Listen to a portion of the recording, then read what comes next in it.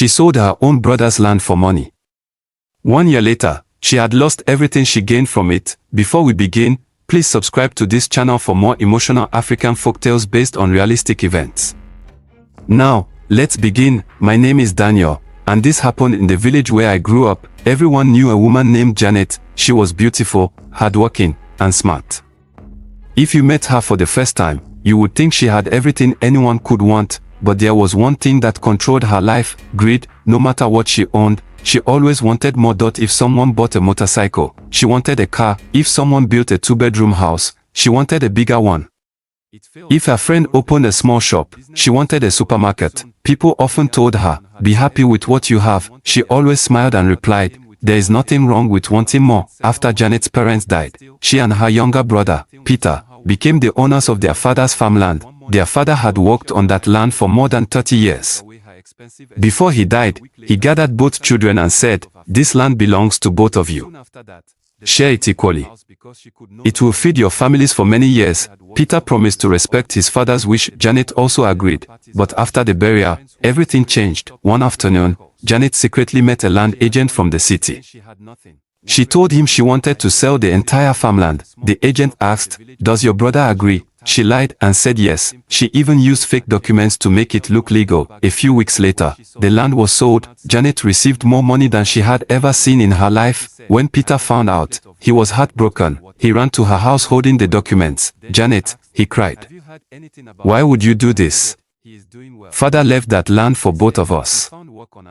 Janet looked at him without any emotion. "If you want money, go and work for it," she said. "I've already made my choice." Peter stood there quietly. He knew there was nothing he could do. With nowhere else to go, he packed his few clothes and left the village to look for work in another town. Many villagers felt sorry for him. Some even stopped greeting Janet, but she didn't care. She believed money could replace everything. Within months, Janet built one of the biggest houses in the village. She bought a shiny black SUV. She filled her house with expensive furniture, large televisions, and things she didn't even need. Every weekend she hosted parties. People came because she spent money freely.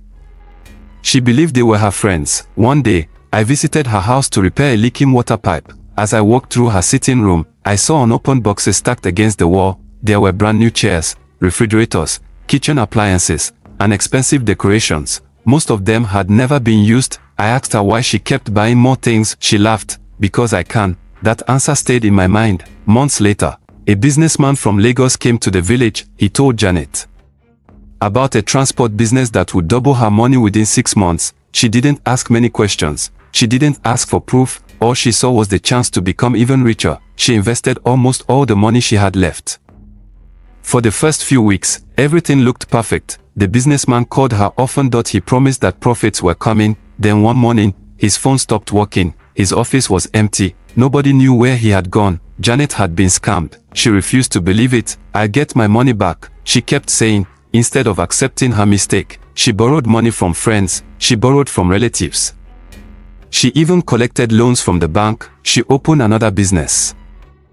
It failed. She borrowed again. That business also failed. Soon, people began knocking on her door every day. Some wanted their money back. Others came with legal papers. The bank sent several warning letters. Still, Janet believed everything would somehow work out. Then the worst happened. One morning, 2 officials arrived with a tow truck. They took away her expensive SUV. A week later, workers removed most of her furniture.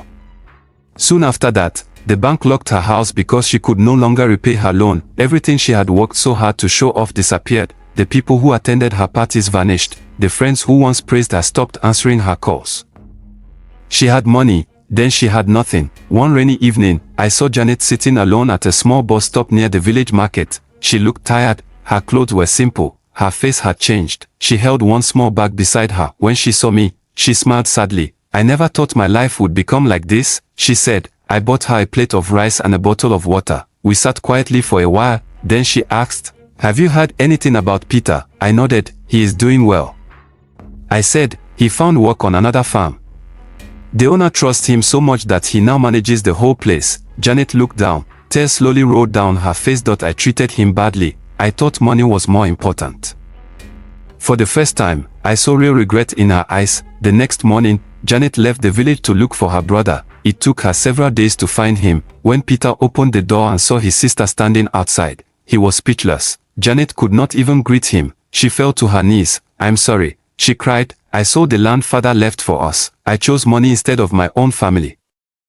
I have lost everything." Peter stood quietly for a long time. Then he helped her stand up. He hugged her. "I forgave you a long time ago," he said softly. Janet cried harder than ever before. Peter welcomed her into his home. He gave her a small room to stay in. A few days later, he helped her get a job at a nearby food processing factory. The work was difficult. She swept the floors, packed food into cartons, cleaned the machines after every shift. For the first time in years, every naira she earned came from honest work. She no longer cared about expensive cars. She no longer wanted the biggest house. She became thankful for every meal she could afford. She smiled more. She treated people with respect. Whenever someone needed help, she was among the first to volunteer. One evening after work, we sat outside watching the sun go down. Janet looked at me and smiled.